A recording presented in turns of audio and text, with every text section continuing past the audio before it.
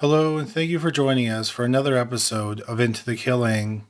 In this week's episode, we're going to talk about a serial killer who preyed on men in Manhattan in the early 1990s. So we're going to go back to July 10th, 1992, when the number one song was Baby Got Back by Sir Mix-a-Lot. It was the second hip-hop song to reach number one on the Billboard charts that year. At the end of April, Jump by teenage rap duo Criss Cross hit number one, and it remained in the top slot for 8 weeks. The biggest movie in America for the third week in a row was Batman Returns, starring Michael Keaton, Danny DeVito, Michelle Pfeiffer, and Christopher Walken, and it was directed by Tim Burton. A day earlier, Bill Clinton announced that Al Gore would be his running mate in the 1992 presidential election. On July 10th in Miami, Florida, Manuel Noriega, the former leader of Panama, was sentenced to 40 years of prison for drug and racketeering convictions. In Ocean County, New Jersey, sanitation workers were collecting trash on the side of Highway 72. One of the workers picked up a bag and noticed it was really heavy. He looked in the bag and he found a human head. The police were immediately notified. The police found 6 more body parts in different garbage bags. All the body parts were double bagged and the garbage bags were double tied. Amongst the body parts, they found the victim's wallet. He was 57-year-old Thomas Mulcahy, a salesman with a computer company in Boston, Massachusetts. He was married and he had 4 children. The medical examiner noted that he had been stabbed multiple times in the chest and the abdomen. Ligature marks were found on his wrists, suggesting that, at some point, he had been bound. He was then dissected into 7 parts. His head was removed, and his arms, legs, and abdomen were all cut into 2. Afterward, the body parts were carefully washed. A forensic psychologist thought there were 2 reasons the body parts were washed. The first was to remove any potential evidence. The second is that there is an intimate aspect to washing the body parts that could have been erotic for the killer. The body parts were then put into bags, and then they were placed in garbage bags. Then the garbage bags were washed. A bloody saw was found in the garbage along with the body parts. It was determined that it was used to dismember the body.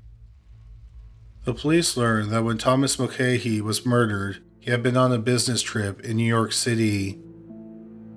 Mulcahy's wife of 33 years told the police something that she thought might be useful.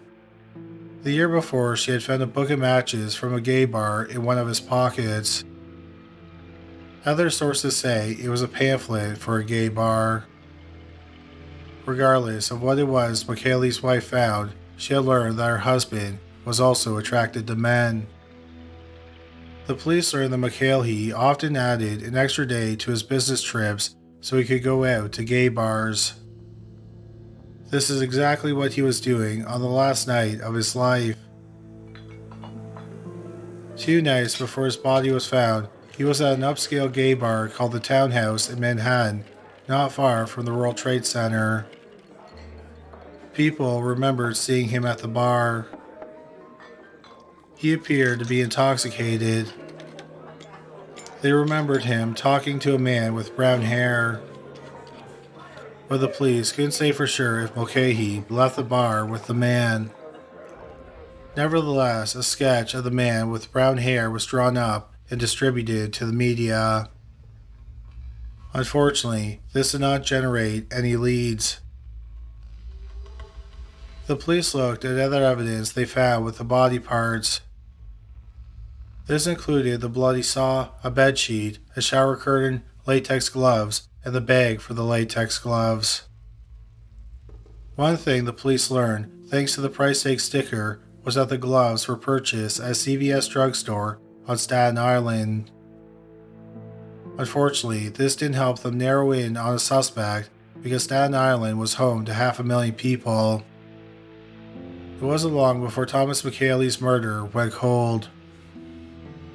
We're just going to take a short break to bring you a word from our sponsor, the Compulsion Podcast. One thing I can't stand when it comes to true crime podcasts is people who read scripts where they got all the information from the Wikipedia page about the case. I like it when podcast writers and producers do meticulous research, and that's why I love the Compulsion Podcast. Compulsion is a fully scripted, single narrator podcast that brings new information to cases. A lot of time, the information is even new to me, and I research and talk about true crime as a full-time job. They dig through historical archives and local news stories to bring you new cases and information about cases you may already know about. Of course, it's always best to start with the first episode, but I highly recommend their episode about Leon Monser, who went missing in 1982.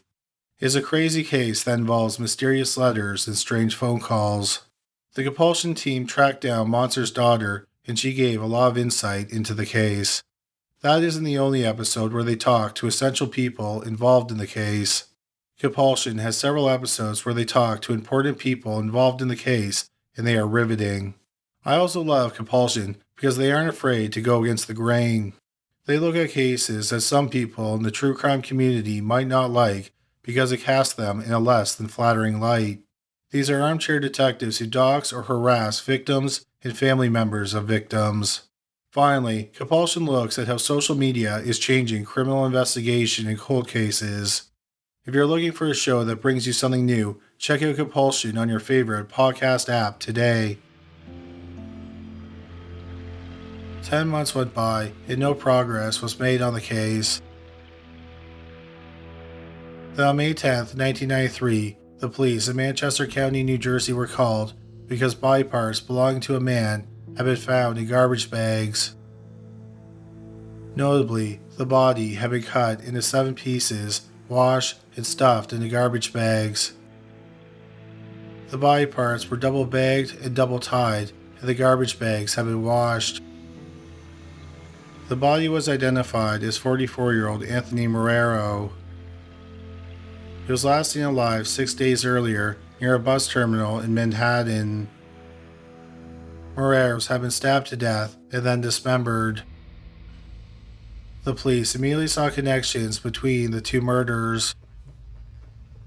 Specifically, they were both stabbed to death and their bodies were disposed of in identical manners. They were also both last seen in Manhattan and dumped in New Jersey. Like the first victim, it appeared that Marrero had been bound. There were ligature marks on his wrists and ankles. Also, Marrero had a connection to the gay community in New York City. He was a gay sex worker. The police learned a little bit more about the killer during the autopsy. The killer most likely had medical training or training as a butcher. They cut the bodies apart by pulling apart the joints and cutting through the cartilage instead of cutting through the bones. The police also found another clue amongst the bags that the body parts were stuffed into. One of the bags had the logo President's Choice printed on it. President's Choice is a popular store brand in Canada, but it's rare to find President's Choice products in the United States. It turned out that the President's Choice bag could have only come from 9 places in the New York area. One of those places was a grocery store on Staten Island. The grocery store was a short distance from the CVS drugstore where the latex gloves were purchased. This further convinced the police that the killer probably lived or worked on Staten Island, most likely in the area close to the grocery store and the CVS. The forensic team checked for fingerprints on the bags using a technique called superglue fuming. When we touch some items, we leave sweat and oils on the surface that we can't see, and sometimes traditional dusting doesn't reveal them either. When superglue is heated, it releases a gas called cyanoacrylate. The oil and sweat from fingerprints attracts this gas. When it comes into contact with the oils and sweat, it crystallizes and leaves behind a white dust. The technique was developed by two Japanese forensic experts in 1977. The fingerprint fuming on the bags revealed two partial prints and a partial palm print. They were submitted to the national database, but no match was found. We're just going to take another short break to talk about our amazing sponsor, Storyworth. If there's ever been a year to make the mums in your life feel loved and appreciated on Mother's Day, it's this one. I know that this past year has been tough for my mother. She was used to having her grandkids over and her house being full of love and noise. But now she rarely sees them and she complains that her house seems cold and quiet. That's why I'm honoring my mother with a heartfelt, sentimental gift the whole family can cherish together forever, Storyworth. Storyworth is an amazing online service that helps your mom, grandmother, mother-in-law, and every other mother figure share their life stories through thought-provoking questions about their memories and thoughts. It's a fantastic and new way to get to know them, especially if you can't be together. Every week, Storyworth emails your mom a different story prompt, which are questions you may not have thought to ever ask. For example, what's the best advice your mother ever gave you? Then I can read weekly stories about my mother, and it makes me feel closer to her. I often find out things about her that I never knew. For example, I never knew how my dad proposed to her. It was actually quite funny. They had broken up and gone back together several times, and after their most recent breakup, my dad decided he couldn't live without her. The day after they broke up, he went out and bought a ring and then proposed to her. Now, they've been married 40 years and they have children and grandchildren. After a year, Storyworth will compile all the stories into a stunning keepsake book. The book, which includes photos, is then shipped for free. I plan on buying a book for myself, my mother, and all my siblings. My grandmother passed away a few years ago, and I wish I had known about Storyworth then, because I would have loved to have saved her memories. Please don't be like me and miss out on something that you'll never get a chance to do again. Give your mother the most meaningful gift this Mother's Day with Storyworth. Get started right away with no shipping required by going to storyworth.com/listed. You'll get $10 off your first purchase. That's storyworth.com/listed for $10 off. 2 months later, on July 30th, 1993, more body parts were found. This time, the body parts were found in Haverstraw, which is in New York State. It's about 30 miles from Manhattan. A man who ran a hot dog stand noticed that two 55-gallon drums near his stand had some bags in them. He went to check it out, and he opened one of the bags, and he was shocked to see a face staring back at him. The arms and the head were in the drums, but the rest of the body was missing. The legs and the upper and lower abdomen were found about 9 miles north of the head and the arms. They were in garbage bags that were dumped beside the highway. Like the other two bodies, this body had been cut into 7 pieces, and then the pieces were washed. The body was identified as 55-year-old Michael Zakara. Zakara was a regular at a piano bar called the Five Oaks in Greenwich Village, which is in Manhattan. He was there almost every night. The bar often catered to gay clientele. Zakara had served in the military as a medic when he was young, but he was eventually released as an undesirable discharge. At the time of his murder, he was a typesetter for the New York Law Journal. Zakara loved the arts. He painted, sketched, and he played the piano and the accordion. Zakara liked the finer things in life, like chess, high-end alcohol, and escargot. Although Zakara had expensive tastes, he often lived paycheck to paycheck. 7 months earlier, Zakara broke up with his partner of 7 years, and at the time of the murder, he was living with another man. The medical examiner determined that Zakara had been stabbed in the abdomen and hacked in the head with a machete or a hatchet. The police talked to the bartender at the Five Oaks. She saw Sakara talking to a white man with brown hair. The bartender had never seen the man before. She noticed that when the man came in, he sat next to Sakara and started talking to him right away. She assumed that Sakara knew the man. The bartender went over and talked to them, and Sakara introduced the man and said he worked as a nurse at St. Vincent's. St. Vincent's is a medical center in New York City. The bartender didn't remember the man's name. She said it was a common name like John or Mark. Another sketch of the man was created based on the bartender's description. But again, no leads were generated. At this point, the press was aware that a serial killer was preying on gay men in Manhattan. They dubbed him the Last Call Killer.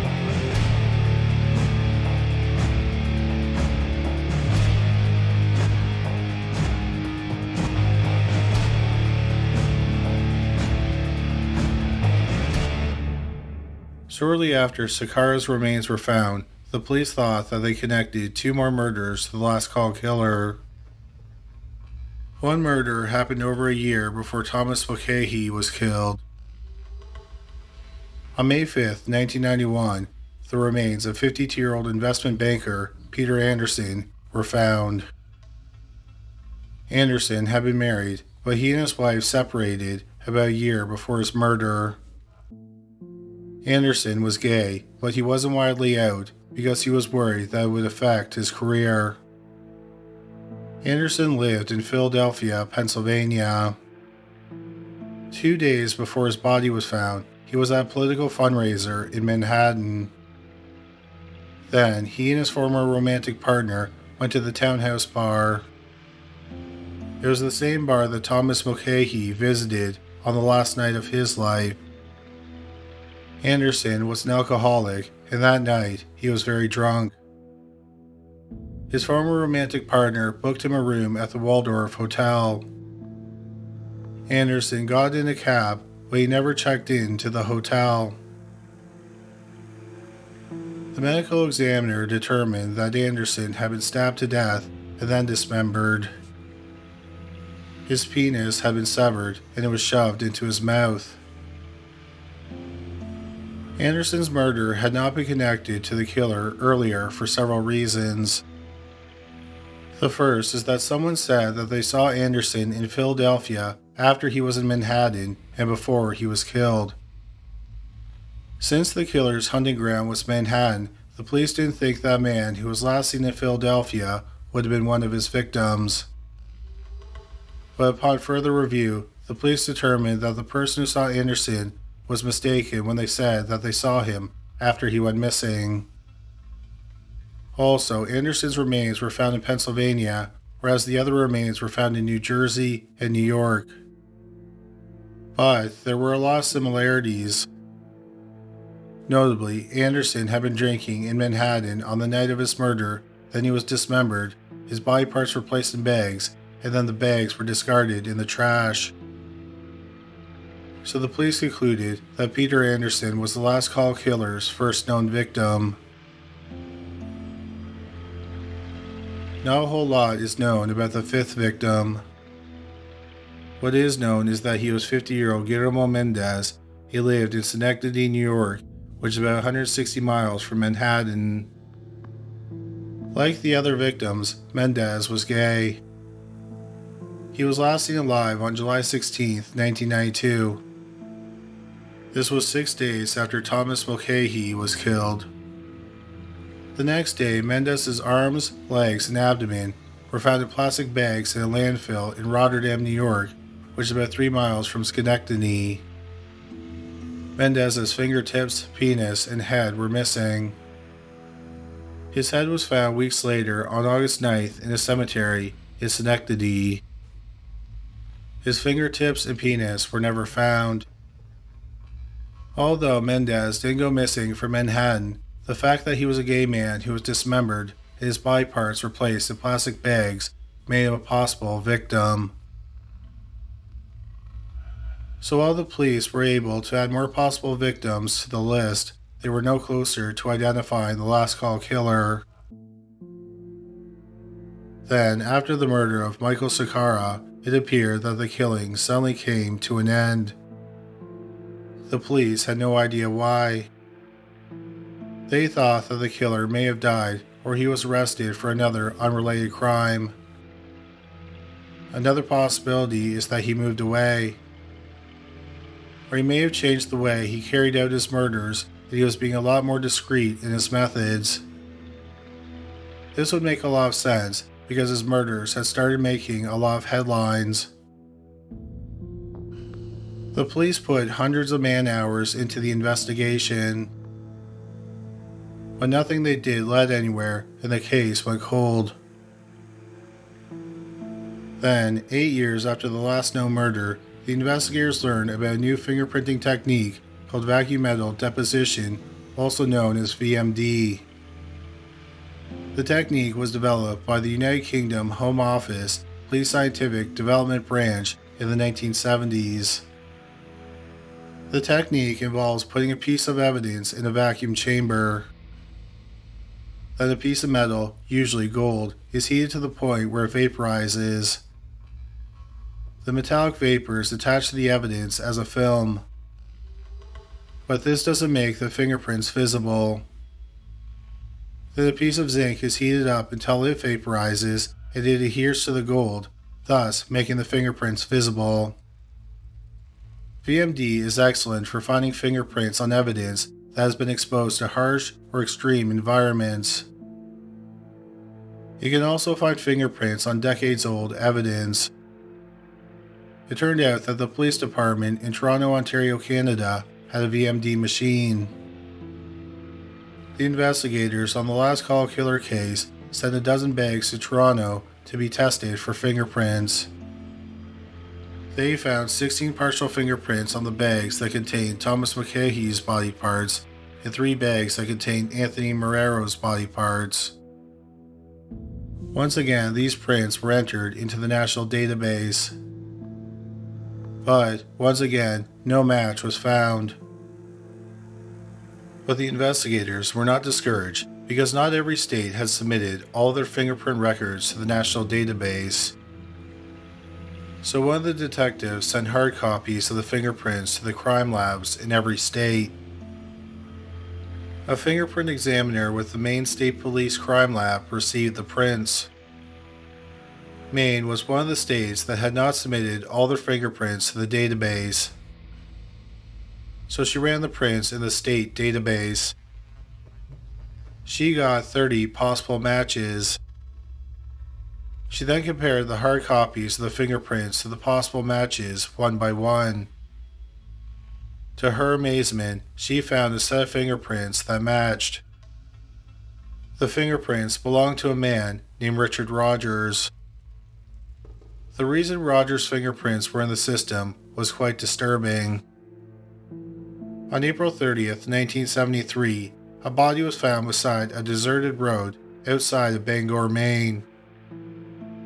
It was a shirtless male, and he was wrapped up in a tent. The medical examiner determined that he had been struck 8 times in the head with a hammer. It was determined he was 22-year-old grad student Frederick Spencer. The police interviewed people who lived in Spencer's apartment building. One of those people was 22-year-old Richard Rogers. Rogers was also a graduate student. He was studying French. He made a statement to the police that made him a suspect, so his apartment was searched and he was subsequently arrested. After Rogers was arrested, he told the police he had come home and found Spencer in his apartment. Rogers said that Spencer was armed with a hammer and he came at him. Rogers claimed that he wrestled the hammer away from Spencer and then killed him in self-defense. Richard Rogers went to trial in the autumn of 1973. He claimed he acted in self-defense. The jury believed him and he was acquitted. After his trial, Rogers got a nursing degree and he moved to New York City. When the last call killer murders began, Rogers was 41 years old, and he was working as a surgical assistant at Mount Sinai Hospital in Manhattan. He was still working there in May 2001 when his fingerprints were matched to the murders of Thomas Mulcahy and Anthony Marrero. He lived on Staten Island, just a few blocks from the grocery store where the President's Choice bag came from and the drugstore where the latex gloves were purchased. Rogers was an openly gay man. One thing many people noted about Rogers was how normal he seemed. Many people described him as bland, dull, and boring. The district attorney decided to try Rogers for just 2 murders, Thomas Mulcahy's murder and Anthony Marrero's murder. That was because they had the strongest evidence in those 2 cases, which were the fingerprints found on the bags. Richard Rogers went to trial in late 2005, just over 4 years after he was arrested.